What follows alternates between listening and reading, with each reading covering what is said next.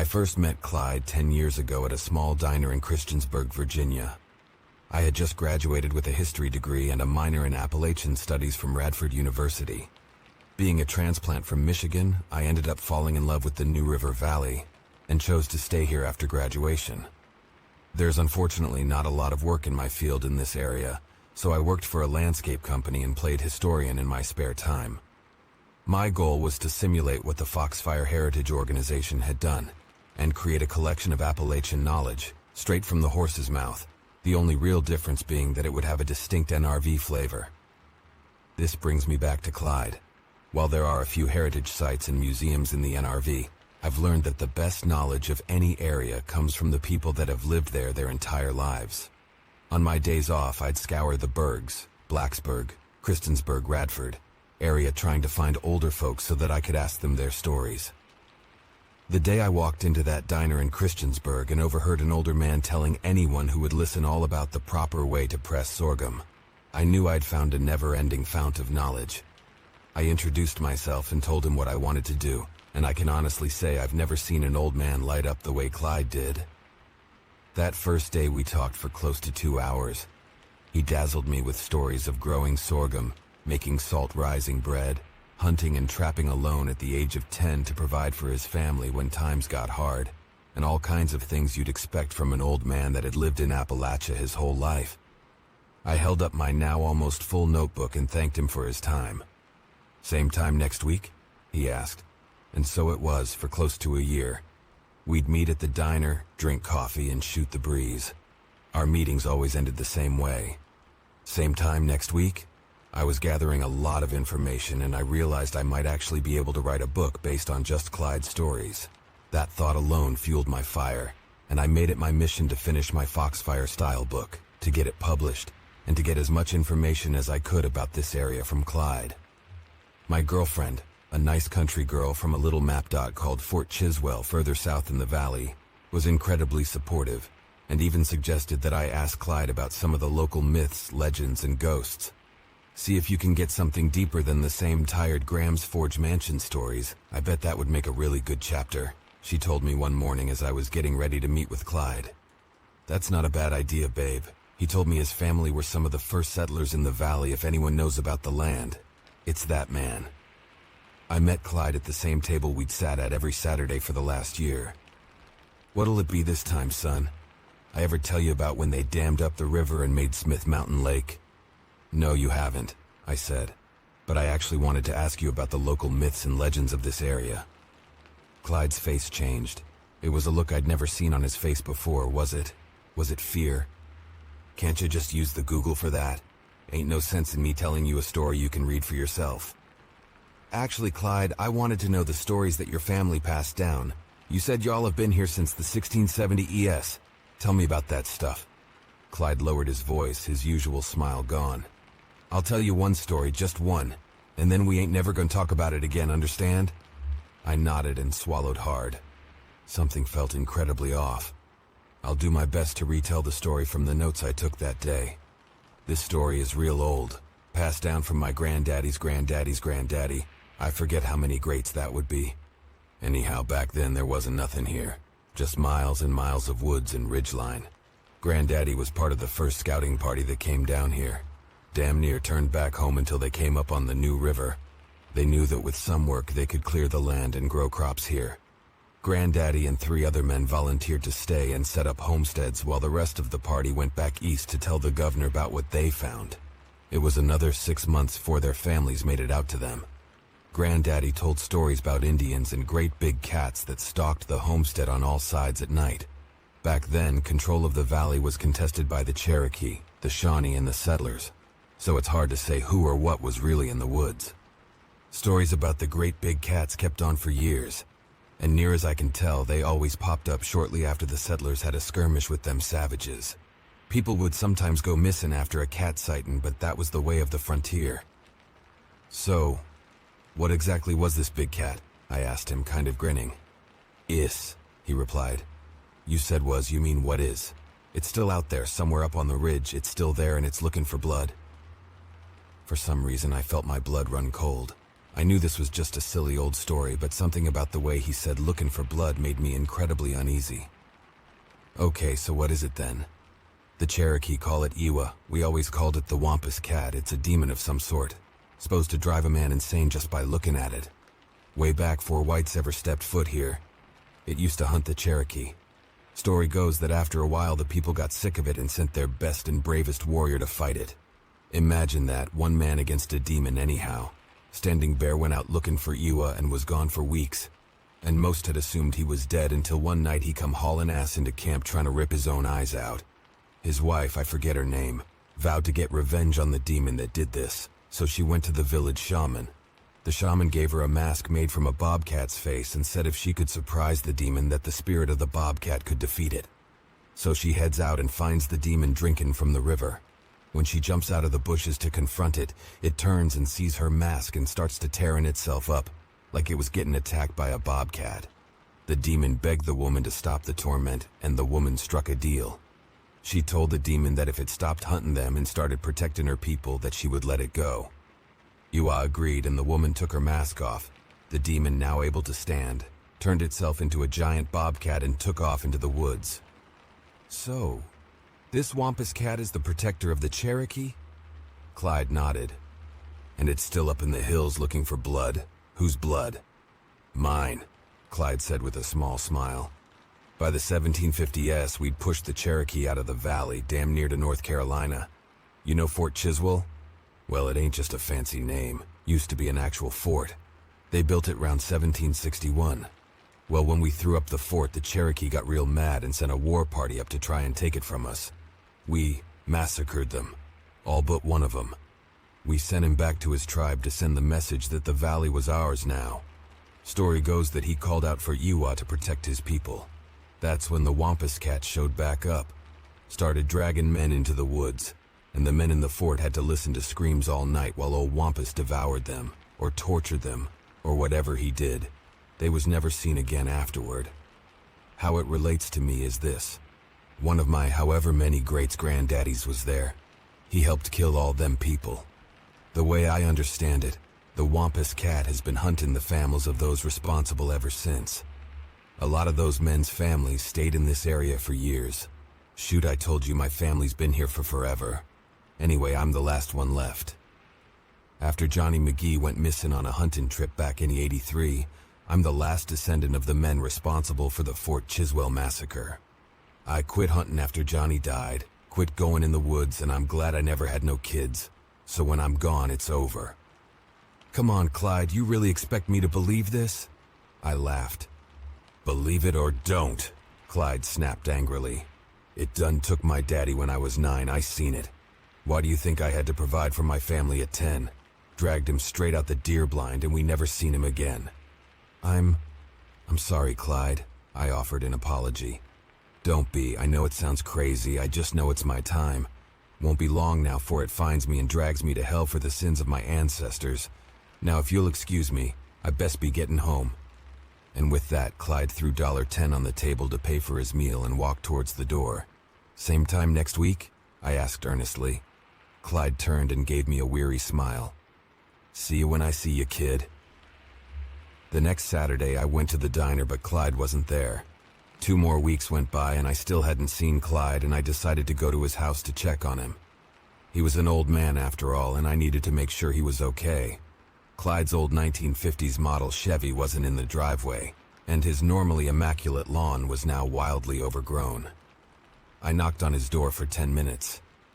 After 10 minutes of no response, I walked around the house trying to peek through the blinds. One blind was just broken enough that I could see into Clyde's bedroom. I saw his open gun safe. It was empty, and there were empty ammunition boxes scattered all over the room. I kicked in his back door and rushed into the house, fully expecting to see that he'd taken his own life. Instead, I found an empty house. As I was walking back out, I noticed a note on the kitchen table that said, "Knew you couldn't stay away. If you're reading this, it's because I lost my fight with a demon. The truck is yours if you want it. You'll find it in Jefferson National Forest." I immediately contacted the police and headed for JNF. Clyde's disappearance kicked off a weeks-long manhunt. The only things they found were 2 spent shotgun shells, blood that they determined belonged to Clyde, and giant sets of bobcat prints. One volunteer said that they were at least 3 times too large to be a bobcat's. Clyde's body was never recovered. Clyde's death put a halt on my book. How could I continue now? How could I include the story about the demon that killed my friend? It wasn't a bobcat that killed Clyde. It was an ancient evil living in the forests of the New River Valley. 18 days ago, after posting my last story and receiving words of encouragement from you guys, I started crawling through the pages and pages of notes I had left over from my interviews. One in particular stuck out more than the others, and while the story itself isn't the scariest, what's happened since has caused me to put my house on the market and move as far away from the New River Valley as I can. In one of my interviews with Clyde dated June 21, 2008, he told me about a time where he had stumbled upon a ghost town up in the mountains while out on a hunting trip as a kid. Again, I'll try to do it justice, and I should preface this by saying that Clyde told me this story before he told me about the Wampus Cat. Once when I was probably 14 or 15, I found a ghost town while I was hunting, Clyde said from behind his 6th cup of coffee. I leaned forward eagerly. Do you know what the name of it was? What happened? Why was it abandoned? Easy, son. I can only answer one question at a time. I didn't know the name then, and I still don't know it now. It's pretty normal to find old abandoned cabins and such up on the ridge, but this was a whole town. I'm talking 15 houses and a general store. I ain't ever seen it on no map, and I never heard anyone talk about it. Okay, but why was it abandoned in the first place? I asked, my pencil hovering above my notebook. I'll get there when I get there. I ain't done telling you about it yet, Clyde replied. Near as I could tell, it was an old coal town. Of course, I only say that because I seen the boarded-up entry further up the ridge. Anyway, being a dumb kid, I decided to poke around. Clyde stopped and sipped his coffee before continuing. I went in the general store, and I'll tell you, it looked like a damn museum, just covered in dust. Nothing was out of place. All the shelves were still stocked, and there was even some Confederate notes in the till.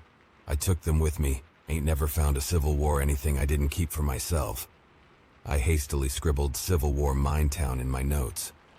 Okay, so what else did you see? I went into 3 or 4 of the houses, and it was the same as the store. Everything looked like it hadn't been touched in 100 years. Everything had a thick layer of dust on it. And the real spooky part was that it looked like people had just up and left. Some of the houses had the tables set like folks was about to sit down for supper. Abandoned. In a hurry, I said slowly as I scribbled the words in my notebook. Did you see anything that could have explained why everyone left so quickly? Clyde nodded. It was starting to get dark and I needed to get home soon or Mama would have worried. But I had to check out one more house before I left. I decided to check the house closest to the mine entry. I felt myself involuntarily shaking with excitement. From a historian standpoint, this was going to be an amazing story. What did you see? If you're pausing for dramatic effect, it's definitely working. Clyde chuckled and continued. This house was a wreck inside. Looks like it was completely ransacked. Tables was flipped, dishes was broken, everything was just destroyed. At the time, I figured some of them bluebellies, Union soldiers, had probably found out about the mine and came to shut it down. What do you mean at the time? I asked, my mouth now incredibly dry. I asked my Uncle Joe about it when I got home that evening. He told me it wasn't no Union fellas. Said he'd heard a story when he was a kid about a mining town that had been abandoned because of some curse or monster or some such. Something came out of the mine and attacked him. I felt the wind immediately leave my sails. A monster, Clyde. Really? That's all you have for me? Didn't say whether or not I believed it. Clyde shot back with a sly grin. Just telling you what I was told. Do you at least remember where it is? I guess it wouldn't hurt to take some pictures of it if it's still there. Course I remember where it's at. Ain't no one in the whole valley that knows them hills like I do. Clyde sloppily drew a map in my notebook and put a large X where the town was supposed to be. X marks the spot, son.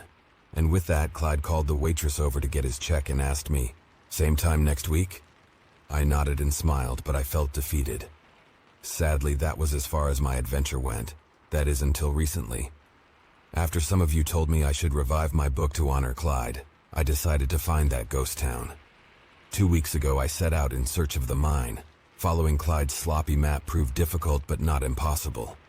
I drove for what felt like an eternity, and found myself on a back road somewhere between Pearisburg and Narrows, very close to the West Virginia border. Clyde's map had proven true up until this point.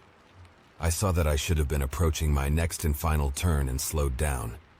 I passed the same small opening in the tree line probably 5 times before I realized that that was the road I was supposed to be on. I gently urged that old 1950s Chevy Clyde had left me up the hill. After about a quarter of a mile, the road ran out and I was met with nothing but trees. Of course, why wouldn't I have to hack my way through the boondocks? I muttered to myself as I climbed down from the cab. I grabbed my camera, my Nalgene bottle, and a small mag light and started picking my way through the trees. I must have climbed that hill for an hour, even though Clyde's map said the town was only 3.5 miles off the road. The vegetation was thick and the hill was muddy, which definitely slowed me down.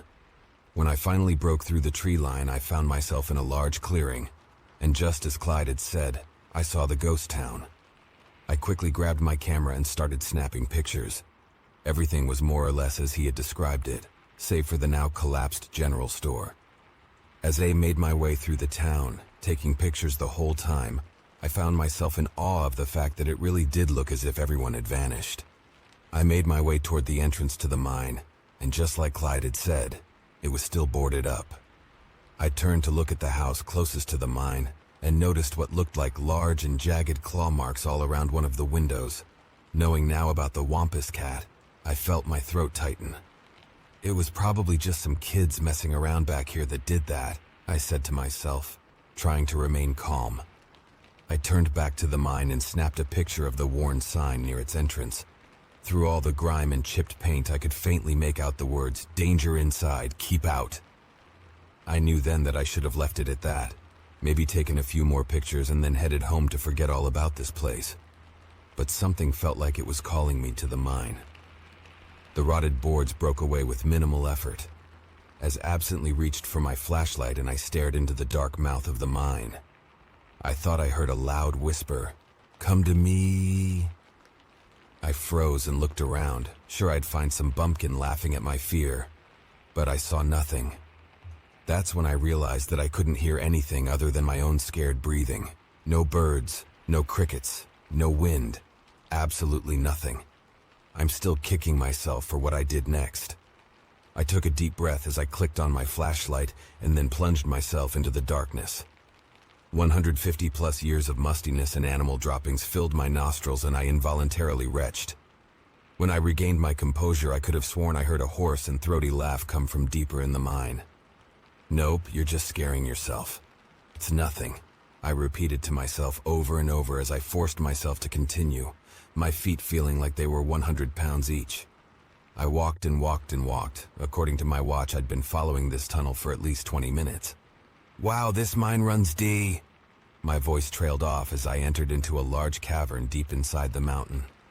"Whoa," was all I could muster. I heard that laugh again, this time coming from above me. I whipped around with my flashlight and pointed it at the ceiling of the cavern. I thought I saw something flash past the beam, but I definitely heard something moving. I spun around again, trying to get a bead on what was in there with me. I felt a huge rush of air from behind me and heard what sounded like massive wings flapping. I spun again, and that's when I saw it standing on the cavern floor about 20 feet from me.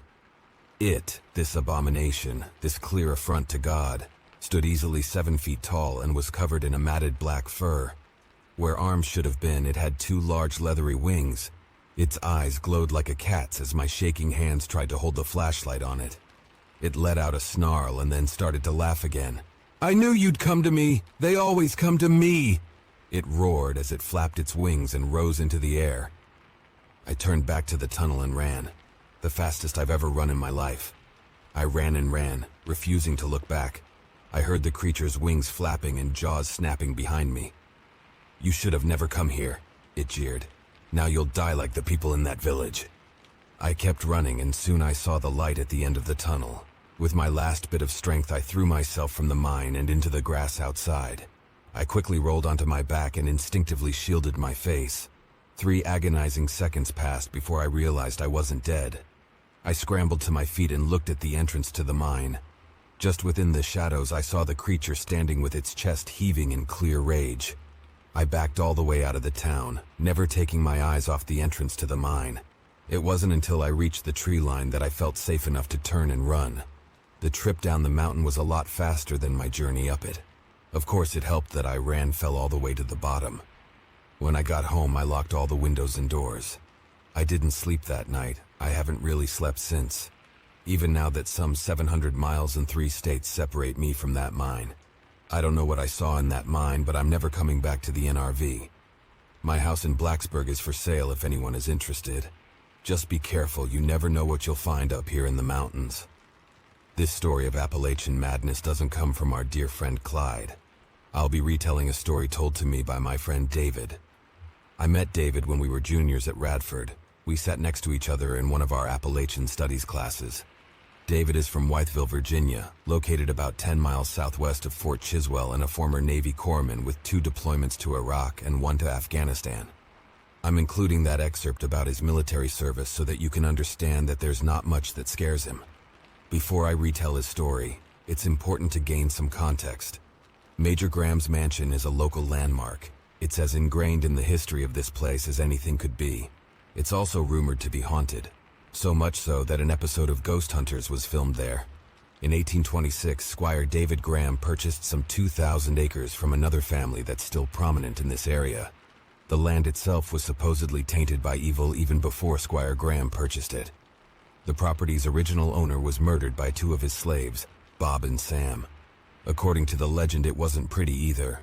They supposedly caved in his head with an axe and then shoved his body into a barrel of moonshine.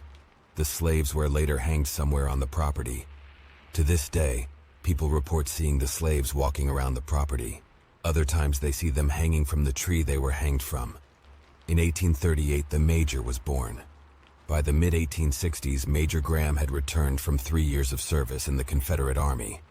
The Major was now the owner of the property and had renovations completed to add on additional rooms and structures. One such structure became an officer's lounge / Confederate recovery room, and because of this, many visitors to the mansion report seeing Confederate soldiers walking the halls. There are a few other spirits and disembodied voices reported to haunt the property, and for a small fee you can stay the night in the mansion and conduct your own ghost hunt. Mostly the mansion is used as a Halloween attraction, especially these days. Every year people from all over come to visit the haunted house on Halloween. One year I met someone that came all the way from Columbus, Ohio to visit the attraction. The haunted house is full of jump scares and creepy music, but ignores the supposed real haunted history of the property, which in my opinion is much scarier. According to David, sneaking onto the property and trying to spend the most time alone there is almost like a rite of passage for many young men from Wythe County. Most guys make it 20, maybe 30 minutes before they scare themselves enough to come running back to the car. Most guys, but not David.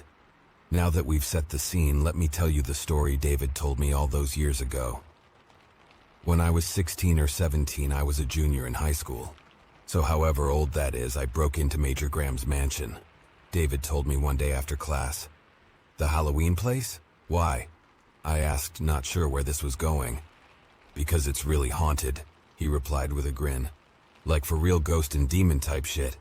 "Yeah, sure it is," I laughed. "Did you remember to bring your proton pack with you, you jackass?" David wasn't smiling anymore. "No man, I'm serious. We saw things there. Real fucked up things." I had to hear this story.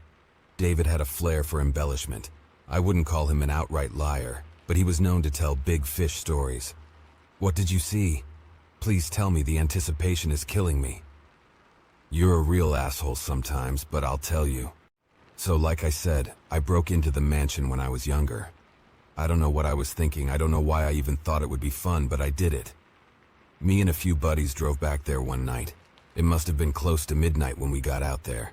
We had to ditch the truck pretty far from the mansion because we didn't want anyone to see the headlights. So we stumbled through the trees for a while before we came up on chain link fence at the back of the property. My buddy Chunky, he wanted to cut the fence since his fat ass couldn't climb over, but we ended up getting him over it. We decided to check out the main house first. Oddly enough, the door was open. I would have figured it would have been locked, but it swung right open. There's a room upstairs that's supposed to be haunted by a little girl. The story goes that if you roll a ball into the room that it'll get rolled right back out. Okay, And did it?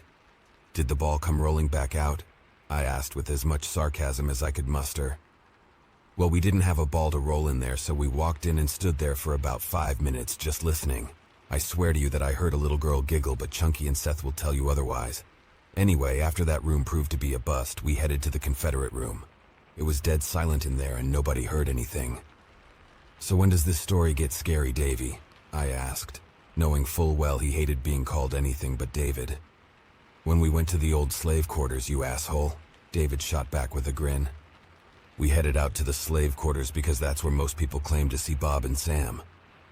I wish that's all I saw, he said, his voice trailing off as he looked across the quad in front of the library. Don't be such a drama queen, I said, pushing his shoulder and shocking him out of whatever trance he was in. No, I'm serious, it was bad, dude. We made it out to the outbuildings and it was the darkest I ever remember it being. We didn't have any flashlights or anything, so we kind of just guessed where they were. Well, we found them, and as we're walking up, both Chunky and Seth stop. Y'all hear that? Chunky asked the group. I didn't hear anything, but Seth grunted in agreement. Shut up and listen, David, Chunky said to me. I remember holding my breath and straining to hear. Hear what? God, your stories take 6 years to tell. A baby screaming loud. I finally heard it, and it made the hair on the back of my neck stand up. It was otherworldly. Yeah, that's a good way to describe it. We had no business hearing a baby screaming, and it worried me. Part of me said to run, but the other part of me told me I had to help that baby, so I ran into the building. Now his story was starting to creep me out. I couldn't think of anything smart-ass to say, so I just nodded. I saw the outline or silhouette, whatever you want to call it, of like a toddler, looked to be about the size of a 3-year-old. I called out, "Hey buddy, are you okay?" I realized I'd been holding my breath. Just a second ago I was thinking he was full of it, but something about the way he told the story made it seem so very real. Well, then I saw the shadow or whatever move, like it was turning around, and where a face should have been I only saw 2 red eyes glowing. I felt like I was frozen. Then the shadow started to change. It got really big, really fast, and I could hear a loud growl coming from it. I turned and hauled ass out of there. Wouldn't you believe it, Chunky and Seth were already about 100 YDs ahead of me. We hauled ass for the fence, jumped it. Chunky's fat ass didn't even need help this time, and we tore off out of there. Whoa, was all I could muster. I feel like you might be bullshitting me still, though, I said, forcing a smile. I swear on the graves of the 3 guys I lost in Fallujah, he said. An oath I had learned that David held sacred. Did you ever go back there? I asked. Fuck no, I didn't, and I never will. To this day, David swears that his story is true, and true to his word, he never goes anywhere near the mansion. I visited a few times in the years after he told me the story, only for the Halloween attraction, but I never ventured near the slave quarters. Knowing what I know now about this area, I'm glad I never did. But now that I think about it, the last time I went to the haunted Halloween attraction, I thought I saw 2 guys hanging from a tree. The grisly display was a ways away from the rest of the attraction area. You guys don't think it was Bob and... No, that's ridiculous.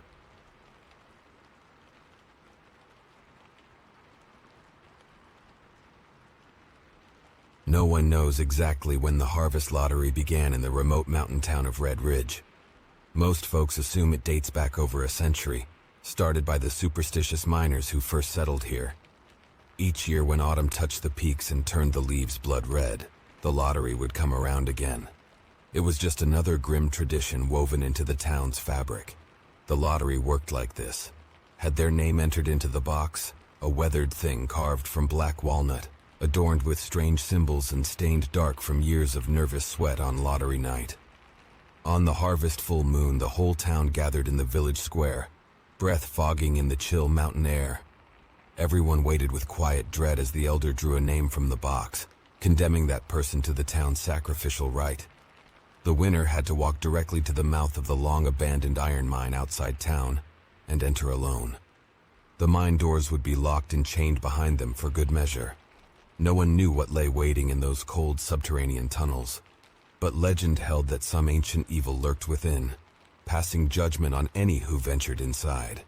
Of the dozens who had entered the mine over the decades, none had ever emerged again. When you turn 18 in Red Ridge, your name goes in the box. Most folks I grew up with didn't fret too much about the lottery, even after becoming old enough to be potential sacrifices. We assumed level-headed people no longer took the superstition seriously. The lottery was likely just a morbid custom that had outlived its relevance. But everything changed for me as harvest season neared my 18th year. My blood turned colder than the mountain air. For the first time, the threat of the lottery felt chillingly real. I lay awake at night, imagining the cold walk to those gaping mine doors that had swallowed up so many. Finally, the night arrived, the Harvest Moon Lottery. I stood tense among the silent crowd packed into the square, breath pluming and limbs numb with nerves. My eyes fixed on the walnut box resting in the elder's gnarled hands, so weighted down with slips of paper that the sides bulged outward. So many names, I told myself. So many names other than mine. The elder cleared his throat, a deep voice echoing off the surrounding buildings. Red Ridge has called and one shall answer. May the harvest protect us all. With that, his shaking fingers pried open the lid and withdrew a single slip. I swear my heart ceased beating in the agonizing moment before he read the name aloud. Abigail Fowler. A choked sob rose somewhere in the crowd. I barely registered the surge of relief at not hearing my own name. All I could focus on was the ashen-faced girl being clutched by her weeping mother nearby. Young Abigail staring with round, horror-filled eyes, soft brown braids framing her stricken face. Two of the town's largest men moved through the crowd towards her, faces grim. Abigail's father pleaded and shoved at their chests, to no avail. Their heavy hands closed around her small arms, half carrying the paralyzed girl who looked far younger than 18 in this moment. Her mother trailed behind them, face twisted in anguish.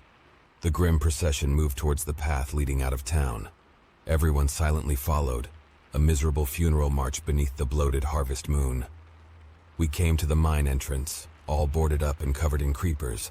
Except for the two rotten doors at the mouth, the rusted chains and lock lay ready nearby. Abigail stood mute, trembling as the men fastened the cold metal links around her wrists until she was bound to the doors. Her ashen face was damp with silent tears, but she did not struggle. All fight had gone out of her. The two men hauled the doors open just enough for Abigail's frail form to pass through. As soon as she stumbled over the threshold, they slammed the entrance closed. The lock clicked heavy and final in the still night air. The silence lingered for a long moment before people began drifting back towards town, unable to bear looking upon the mine doors for a second longer. Abigail's parents collapsed into each other's arms, broken sobs echoing across the rock face. I turned away, bile burning in my throat, and started the long walk home beneath the bleak light of that swollen autumn moon. That night, the first frost came early and painted the town white, but nothing could chill me more deeply than what I had witnessed. 1 year had passed since the horrific lottery night when young Abigail Fowler had been sacrificed to the mine. In that time, I'd almost convinced myself that nothing so awful could happen twice in one lifetime. But seasons turned, and the harvest moon arrived again to prove me wrong. The night air held the same brittle chill as last year. My breaths came shallow and fast as I took my place among the villagers in the square. I barely heard the elder's voice over the pounding of my heart. It seemed even the walnut lottery box had taken on a sinister air as it was carried forth, appearing darker and heavier than before. The elder slowly lifted the lid. I stood paralyzed, muscles wound agonizingly tight. His fingers dipped inside and withdrew a slip of paper that he unfolded with maddening care. I prayed to any god listening that the name would not be mine. The elder adjusted his glasses and read the scrawled name in a ringing voice that shattered the night's silence. All warmth drained from my body and time seemed to stop. Then the elder repeated my name, eyes meeting mine with grave finality. This couldn't be real. I had barely turned 19. My name had only been in the box for a year. My shocked mind grappled for explanations. Perhaps this was just a nightmare soon to end. But the heavy gazes of the crowd crushing in felt terribly real. I scanned their faces desperately, seeking just one sympathetic soul who might intervene on my behalf. But their expressions held only pity and relief at not being the one chosen. In that stretched-out moment of disbelief, rough hands grabbed at my arms, jolting me back to the horrific present. I turned to find two of the burliest men flanking me, their meaty fingers clamped around They began marching me down the path out of town, indifferent to my struggles or panicked protests. This was their solemn duty, performed without emotion. I knew then this was no nightmare. My mind reeled, struggling to accept my grisly fate as we passed beneath the gaping mine entrance. 1 year ago, I had stood numbly in the crowd as poor Abigail met her end here. Now that monster of a mine waited hungrily to swallow me as well, its secrets guarded by those decrepit chained doors. The rusted bindings cut cruelly into my wrists and ankles as I was fastened to the entrance. The heavy links allowed just enough slack for me to stand or sit, but no chance of escape. Not that fleeing into the wilderness would grant me mercy. The lottery had selected me. The ritual must be completed. The two men worked in silence to unbar the doors. A weeping woman stepped forth, pressing a lantern into my quaking hands, the sole comfort allotted to those sacrificed. And then the doors groaned open, revealing the impenetrable darkness awaiting me. One of the men gave me a gentle shove over the threshold and I stumbled inside. With an awful note of finality, the doors creaked shut once more, leaving me sealed in that unfathomable blackness. I heard the lock turn, followed by the receding footsteps of the townsfolk hurrying back to their lives, wanting no part in what came next. Alone now, I sank to my knees on the frozen earth, lantern clutched in white knuckles. The feeble ring of light pushed back the subterranean shadows only a few feet. A primal smothering force that squeezed the breath from my lungs. I had no concept of time down there in that eternal night. Seconds and hours lost all meaning as I waited, paralyzed by the hideous unknown around me. The lantern's oil would not last long. Once that fragile light was extinguished, even my sight would be stripped away, leaving me utterly at the mine's mercy. The only noises were the frantic hammer of my heart and the occasional drip of distant water. But listening closer, I detected subtle sounds that stirred the primordial fears buried in all men, the scuttling of unseen feet, slithering whispers that raised gooseflesh, barely audible moans that seemed to come from the rock itself. Gradually, those subtle cues painted a picture of the mine's dark soul, the ravening entity that had consumed so many frightened minds before mine. I felt it observing me even now, toying with its prey as a coyote does. Once it finished savoring the terror of what I could only imagine lay ahead, my sanity would be devoured. I cannot say how long I remained there on my knees, listening to the mesmerizing silence that hinted at unfathomable nightmares. But finally, my paralyzing dread began transforming into anger. I was meant to cower until that mythical monster of superstition stole my will to live. But I would not kneel here meekly awaiting death like all those before me. If the elders needed their ritual sacrifice to maintain their delusions, so be it. But I would face my end with defiance, not terror. Planting my feet firmly beneath me, I rose, muscles creaking from long disuse. I took up the lantern and cast its light down the nearest tunnel, which disappeared into impenetrable shadow. With my blood burning in defiance, I marched into the hungry dark, determined to meet my fate head-on. The leanings and odd angles of the mine soon left me disoriented and lost, but I pushed deeper into the web of tunnels without care. Sooner or later the lantern would expire, leaving me utterly at the mercy of this dead place. But I walked on, daring the ancient evil lurking here to face me directly. Gradually, the last flickers of light began to dim. Darkness pressed in as the final drops of oil sputtered. When at last the flame shuddered and died, I was plunged into a void utterly empty of light. I stood tall, waiting for the end, but nothing came. There was only the same ominous silence and the beating of my heart. I am not sure how long I waited in that perfect darkness for death to claim me, but eventually I grasped that there was no lurking evil here in these tunnels. There was only an empty grave where ignorance and fear had buried generations of innocence. The true monster was the lottery itself, and the frightened people who fed it year after year.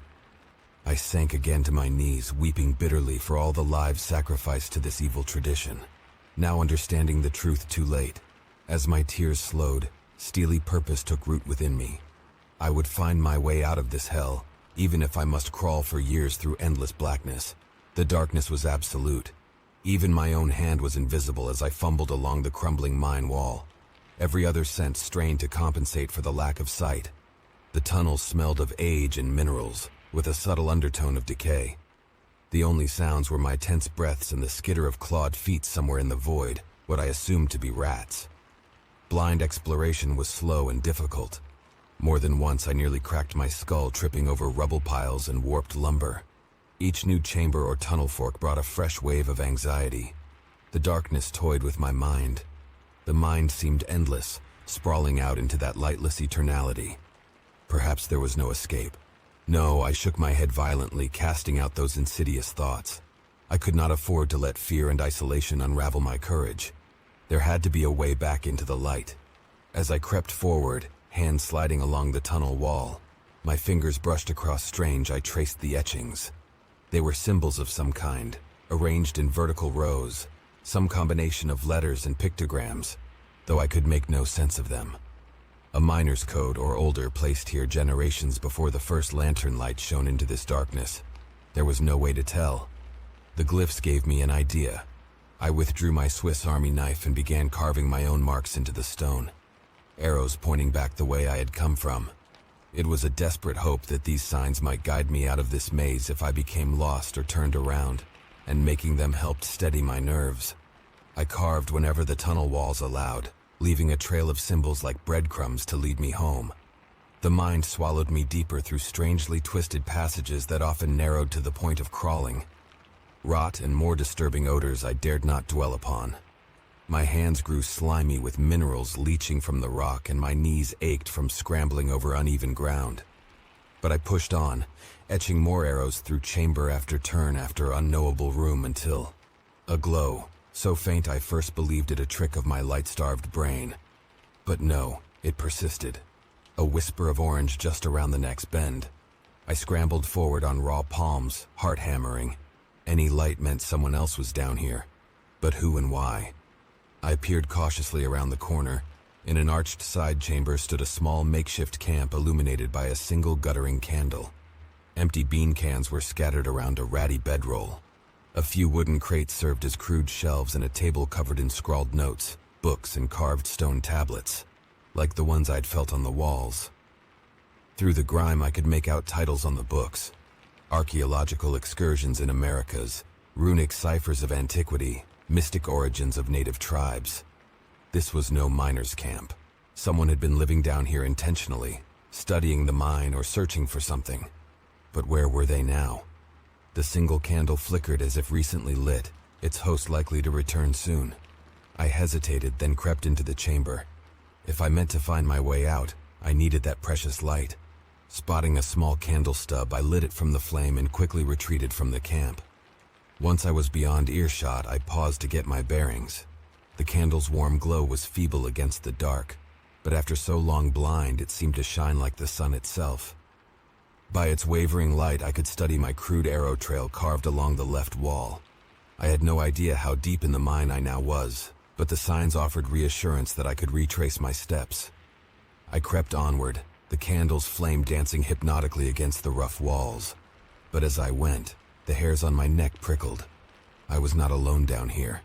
The conviction crept over me that I was being watched from the blackness beyond my frail ring of light. The shadows gathered ominously. My own skittish breaths and footsteps echoed back in strange cadences that made me question what was real sound and what were figments of my mind. If I stopped and listened close, I swore I could hear the slow tread of footsteps trailing me through the tunnels. Yet each time I spun around, waving the candle to illuminate the darkness behind, nothing was there. Still, the feeling of being stalked gnawed at me. I quickened my pace, desperate to outrun the lurking presence dogging my steps, but the feeling only intensified, like the breath of some invisible thing on the nape of my neck. Frantic now, I broke into a stumbling run, one hand shielding the fragile candle flame. The erratic light only multiplied the shadows, which now seemed to sway and stretch as if alive. I crashed into a wall, barely twisting in time to protect the precious light. Gasping, I sank to the dusty ground, back pressed against the solid wall. The candle flickered madly in my hands as I strained every sense for some sign of what shared this darkness with me. But only silence filled the tunnels. It seemed the unseen watcher had abandoned the pursuit, if indeed it had ever been real at all. I pulled my knees tight to my chest, clinging to the candle like a ward against demons. These tunnels were driving me mad. I had to keep moving before that tenuous grasp on sanity slipped away. With a new wariness about the shadows themselves, I pushed onward once more, guided by my crude trail of carved arrows and the praying the light would hold. The candle's glow pushed back the ravenous dark as I descended ever deeper through the mine's tunnels. But the light seemed to attract the darkness as well, drawing out strange shapes in the corners of my vision. The shadows contorted into leering faces and claws that danced wildly any time I whipped my head around only to find empty air. I passed more crude arrow markings carved into the rock walls, though I could no longer tell if they were my signs or if they belonged to someone else. Down here, the passages all looked the same. Then I entered a mildewed chamber and my fading light fell upon a huddled form in the corner, heart-seizing a withered corpse curled against the wall. Then my vision adjusted and I laughed shakily. It was only a pile of stained burlap sacks. But when I turned to leave, another dark mass lay sprawled further down the tunnel. Approaching slowly, the shape turned into a decayed wooden barricade. But in the shadows, it resembled a skeletal body trapped beneath a collapse. The deepening darkness painted life onto anything stationary while making living things appear as tricks of the eye. Or perhaps the mind itself was distorting reality, eager to make me question my own senses as it had so many before. I dared not trust anything these tunnels showed me. I stumbled over a pile of rubble, nearly extinguishing my candle. As I regained my footing, the light fell upon a weathered wooden sign driven into the floor. "Danger. Keep out." Foolishly, I took the sign as proof I was nearing the outer sections of the mine again, and that the exit could not be much farther. Buoyed by reckless hope, I climbed over the barricade the sign was posted on. Beyond, the passage narrowed further until I was forced to crawl on my hands and knees. The dilapidated tunnel seemed ready to collapse at the slightest vibration. Jagged rocks scraped my skin as I wriggled forward. Then my hands landed on something soft, covered in rough cloth. I recoiled instinctively from the squirming object. Regaining my nerve, I brought the candle closer and nearly screamed. The light illuminated a contorted human arm, jutting from beneath a small cave-in. Scrambling closer, the full horrific scene was revealed. A collapsed skeleton lay crushed by fallen rocks, clothed in a rotten woolen shirt and trousers. Miner's clothing. The body's posture was twisted unnaturally. One arm was still outstretched, like he had been clawing for escape in his final moments. I fell back, gagging as the corpse's sunken eyes seemed to stare directly at me. Sickened, I turned to flee the claustrophobic tunnel and gruesome discovery. But as I retreated, my light shimmered off dirty metal just beyond the corpse. A miner's helmet with a candle bracket. Grimacing, I pried the helmet and intact candle from those bony fingers. A cold theft, perhaps, but necessary to grant me similar hope of deliverance. Putting on the helmet, I continued, desperate to escape this place. The flame's glow bobbed erratically, granting glimpses of further corpses and bones littering the tunnel floor. Death was everywhere here. The air grew fouler, filled with untold horrors just outside the feeble ring of light, until finally, miraculously, a breath of fresher air kissed my face. Gasping with relief, I staggered into an open cavern, the space brightening ahead. Daylight, an exit. I rushed heedlessly toward that beautiful promise growing nearer, my heart soaring, when suddenly the ground ended beneath me. With a startled cry, I plunged into icy subterranean water, the fall extinguishing my precious light. I thrashed in the blind pool, groping wildly for which way was up until my head broke the surface.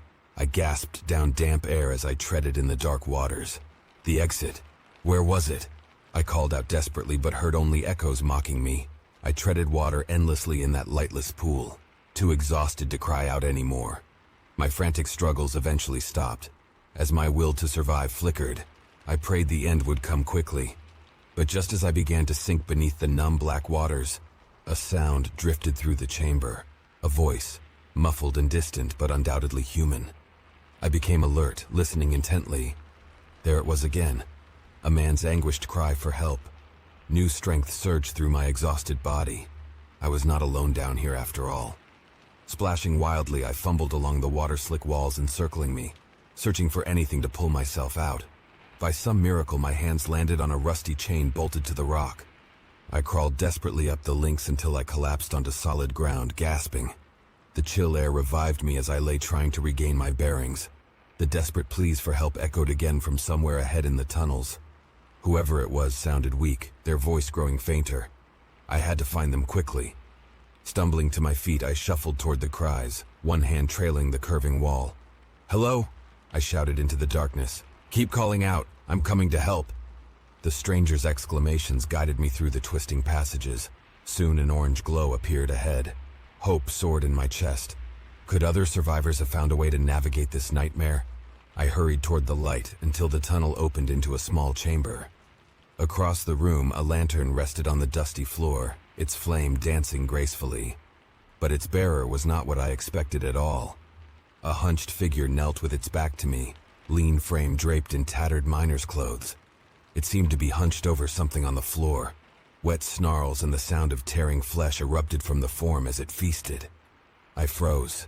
This was no trapped person in need of assistance. Before I could move, the figure paused its feast and straightened slowly. As it turned, the lantern light illuminated its monstrous face. I choked back a scream. Its features were long and skeletal, with eyes that reflected the lantern's flame like an animal's. Dark blood stained its peeling lips, filled with crooked teeth charred as splinters. It fixed its unblinking gaze upon me and let out an ear-splitting shriek that ricocheted off the chamber walls. The creature tossed aside the body it had been feeding on, a mangled rabbit. In a blur of motion, it was rushing straight at me. I hurled myself back into the tunnel, crashing into the wall in my panic. The monstrous thing's talons screeched against the stone where my head had just been. I fled through those tunnels, the creature's wails piercing my skull. My heart beat wildly as I gasped for breath. Blindly, I careened into walls and debris, scrambling like a madman with the beast close behind. I had no idea where I was going anymore. My only thought was getting distance between me and that thing. How could such an unnatural creature exist this far beneath the mountain? At last I could run no more. Doubled over wheezing, I surveyed the tunnel ahead through the darkness. A small crevice split the left wall. I dove desperately for it, just as sharp talons swiped the space where I'd stood. Rolling into the tight gap, I scrambled deeper until I reached a small hollow in the rock I could crouch within. I huddled there, hyperventilating, willing my heart to steady as the monstrous thing howled in frustration. It prowled the tunnel, sniffing for my scent. My whole body shook with terror as I sat pinned in that claustrophobic hole, listening to its cries just yards away. Dark thoughts swirled through my mind. I was completely trapped with nowhere left to go. Soon it would find me and those needle-like teeth would tear me apart. I had to force those paralyzing thoughts down. Panicking now would only quicken the end. I focused on controlling each shuddering breath, gradually quieting my pounding heart. If I could remain perfectly still and silent, perhaps the creature would think I'd escaped down another tunnel. Playing dead was my only chance. The shuffling steps and snuffling crept dangerously close until I could hear the thing's foul breaths rasping from just outside. Any second it would peer into my crevice, and that would be my end. But the tense moments dragged on, and gradually the sounds retreated down the tunnel. Still, I did not dare move a muscle, barely breathing. It could be lurking just around the bend, waiting to pounce at the slightest noise. Only once the oppressive silence had stretched for endless minutes did I finally dare exhale. The immediate threat had passed, but I did not know if the creature still prowled these tunnels, seeking my scent. I would have to wait here perfectly still for much longer to be certain the coast was clear. The chill seeped into my flesh as I sat pinned in that tight space. My mind turned over all I had glimpsed of the hideous beast. Had it once been human, or was it some evil unique to these caverns? I crouched in that cramped hole until I lost all sense of time, my thoughts spiraling into strange waking nightmares. But I dared not move or make a sound. Finally, I could take the confinement no more. After a long stretch of silence, I risked creeping out inch by inch back into the tunnel, ears straining for any sign of the creature. The tunnels appeared deserted. There was no way to know if I had waited long enough, but I had to take the chance. Somehow I had to escape the depths this monster now claimed as its hunting grounds. I shuffled along the icy tunnel floor, fingers trailing the wall to guide me. Anything could be lurking just beyond my reach.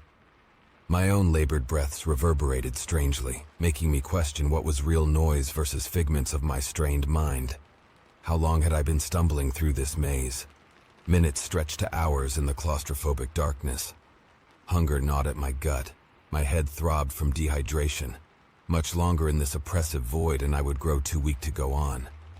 I had to find some path back toward air and light before the darkness swallowed me completely. But the crude tunnels meandered endlessly, devoid of any landmark or change beyond occasional side passages splitting off into further unknown blackness. I dared not risk those branching ways, staying on my chosen path. Trudging deeper into the tunnels, the cold air seemed to leach the will from my bones. What if there was no way out? Perhaps these shafts stretched miles in every direction. I shook my head violently, trying to cast out the insidious thoughts. I could not give in to despair. As my mind conjured images of the light and life overhead now lost to me, my hand slid across something smooth, writing carved into the hard wall. I traced the crude block letters carved into the stone. Turn back, no exit. Despondent warning of some other lost soul. At least I was not the first to pass this way, and if others had found some means of escape, so might I. Heartened, I shuffled forward using the carving as a starting point, searching for any further signs or guidance. The floor gradually sloped downward, leveling out onto worked stone rather than fractured bedrock. Old minecart tracks emerged beneath my feet, confirming I had found a main tunnel. I followed the rails, hoping they might lead to a main shaft with elevators to the surface. Even an abandoned passage would have purer air, bringing me closer to escape. Soon, a dim, grayish glow emerged ahead. I rushed desperately toward that promise of light. The tunnel opened into a small lamp room, its dirt walls covered in yellowed papers and old notices. My searching fingers found a lantern on a hook, with a few drops of oil still swishing inside. I lit the wick with trembling hands, shielding the precious flame. The room leaped into relief, faded maps and charts, shelves of corroded tools and parts, the entrance to several diverging passages. But most amazing of all, on the far wall hung a linen map of the entire mine layout, labeled in smudged ink. Tracing the main shaft, I found my location, and there, hundreds of yards north, a small maintenance tunnel branched off, marked Emergency Exit. Could this be my salvation? With the road in hand, I might just be able to navigate out of this nightmare. I committed the map's important details to memory before lifting my lamp and setting off once more. Still wary, but now with hope stemming the tide of darkness eating at my courage. The abandoned mine had not claimed me yet. I hurried along the rail line, referring constantly to the map in my mind. The main tunnel should soon angle east along an iron vein. There, I turned confidently at the bend, checking side passages for the spur tunnel that led to freedom. At last I came to my turnoff. A rusted sign read, Service Corridor 4. This had to be it. I shuffled as fast as my exhausted legs could manage down the cramped, declining side tunnel, ignoring the burn in my thighs. Only a little further and I would be free of this nightmare. But as I neared the exit, a piercing wail echoed through the passages behind me, reverberating off the walls. My blood turned to ice. Panicked, I rushed down the corridor. Fresh air kissed my face ahead. I was close, but the shrieks of the creature echoed closer behind. I darted through a decrepit wooden door into a small chamber housing a rusting elevator cage. I pried open the metal grille, scrambled inside, and worked the lever. The machinery screeched in protest but began to rise, lifting me up the shaft as the unnatural cries sounded below.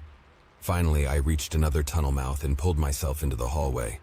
The shrieking monster was trapped down in the mine depths. I could barely believe my luck. I shuffled down the rusty service tunnel towards promised daylight, ready to leave the horrors below forever. I staggered from the mine exit as the first delicate rays of dawn stretched across the valley. I blinked against the soft light, so muted compared to the vivid sun in my memory, but infinitely brighter than the endless dark I'd left behind. Pine-scented air filled my lungs, refreshingly crisp after the stale tomb of the tunnels. Birdsong echoed through the trees, welcoming a new day. The living world emerged again, while the mine's horrors receded into the night. I made my way downhill into the woods, boots crunching on gravel and needles. I had to get back to my town and tell everyone what I had experienced. But for now, I wanted only to walk beneath the open sky, breathe deep into the mountain air, and let the soothing forest heal my wounded spirit.